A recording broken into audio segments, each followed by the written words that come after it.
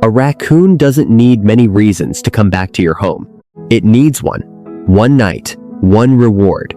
One moment where the effort it spent walking through your yard turned into something worth the trip. That moment is smaller than most homeowners imagine, and it almost never looks dramatic. It might be a half-empty cat bowl on the porch, a trash bag leaning against the garage, a handful of sunflower seeds scattered under the bird feeder, something so ordinary you walked past it 3 times without noticing.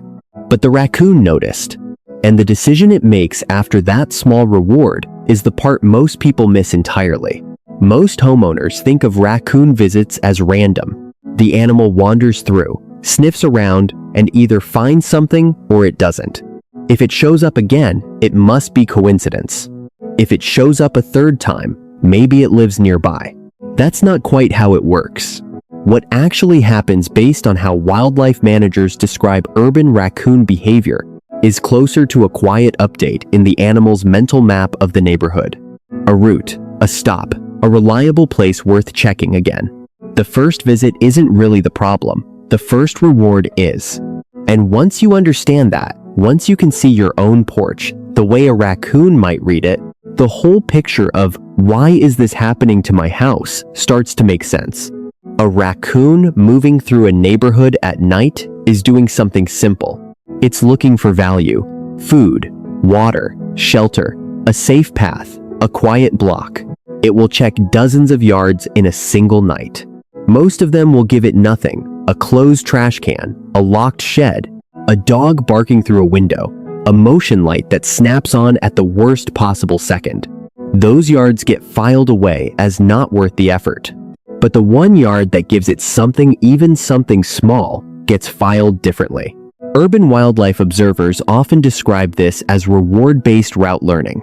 The raccoon doesn't need to remember your house the way a person remembers an address. It builds a kind of practical memory: which fences are easy to cross, which yards stay dark, which porches sometimes have food on them. A single reward can be enough to mark a location as worth checking again. And here is the part that surprises homeowners the most. The raccoon may not come back the next night, or the night after that. It might return 4 days later, or 2 weeks later, or in the same night, after finishing a loop through the rest of the block. The reward doesn't expire in its memory just because you don't see it for a while. Let's break down what actually counts as a reward. Food is the obvious one. A bowl of cat food left on the porch. A trash bag set out hours before pickup. Spilled birdseed under a feeder. A compost bin without a tight lid. Fallen fruit nobody picked up. Pet food stored in a garage with a gap under the door. These are not random objects to a raccoon. They are reasons. Water matters more than people realize. A pet water bowl left outside overnight. A leaky outdoor faucet. A kiddie pool no one drained. A bird bath at ground level. In dry stretches of the year, water alone can turn a yard from passing through into worth checking again. Shelter is the quietest reward of them all. A deck with an opening underneath. A crawl space vent that has come loose.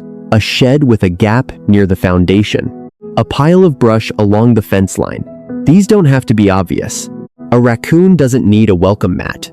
It needs a gap big enough for its body and a place where nothing chased it last time. And then there's the fourth one, the one homeowners almost never think about: quiet timing. If your dog only goes outside in the morning, the backyard is empty after dark. If your motion light is broken or pointed the wrong way, the porch stays dark. If the neighborhood gets still by 10 o'clock, that quiet window is wide open. The raccoon isn't reading your schedule the way a person would. It's reading the absence of risk during a particular stretch of hours. When food, water, shelter, and quiet timing all line up in the same yard, you are not dealing with a random visitor anymore. This is the part where the visit stops being a visit and starts becoming a habit. A reliable stop is a useful way to think about what's happening in the raccoon's nightly route. Picture a raccoon walking a loop through 3 or 4 blocks. It hits a dozen yards. Most are dead ends, but your yard gave it something on Tuesday. On Friday, it tries your yard again. There's nothing there. Most homeowners would assume the visit was a one-time event. Wildlife managers who work with urban raccoon populations would not be so quick to assume that.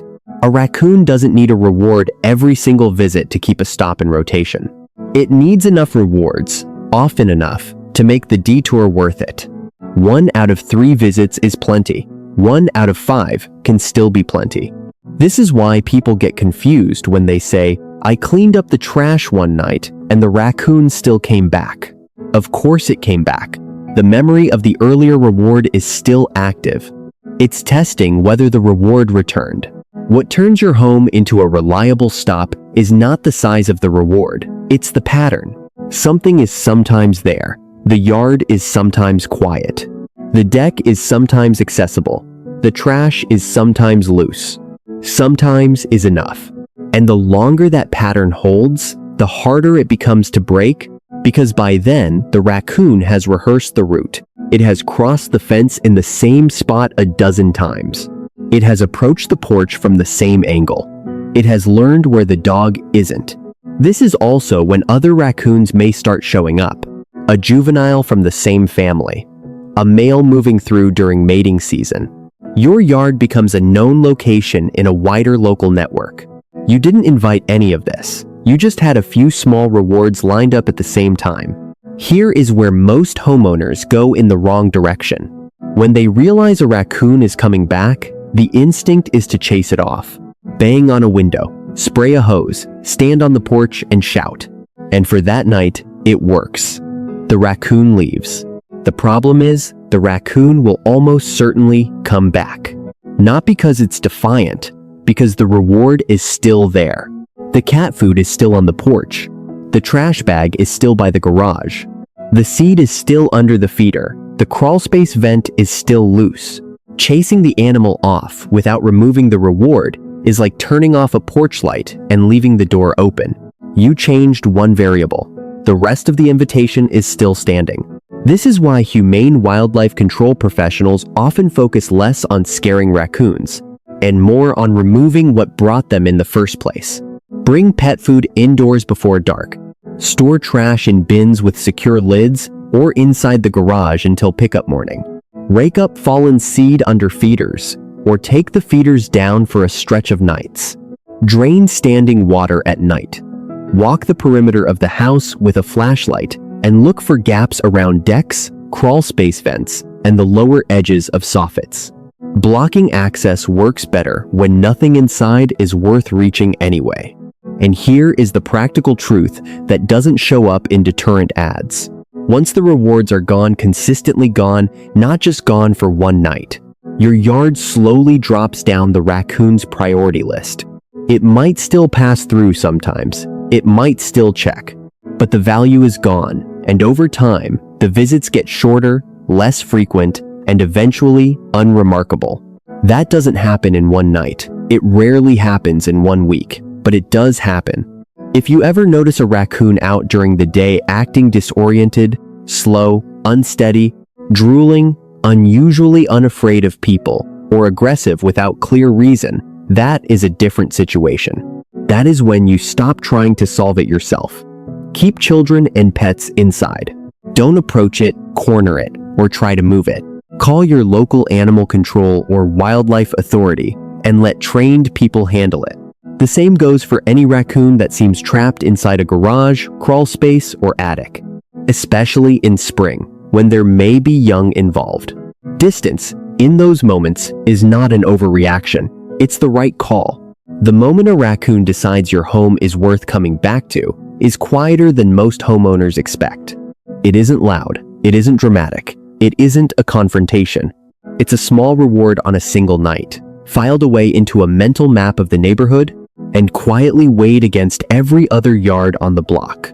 You can't control whether a raccoon walks through your property. You live in a place where wildlife exists, and that's not going to change. What you can control is whether that walkthrough ends in a reward or in nothing.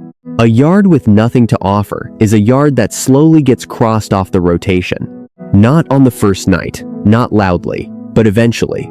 The homeowners who have the fewest raccoon problems aren't the ones with the loudest deterrents or the brightest lights.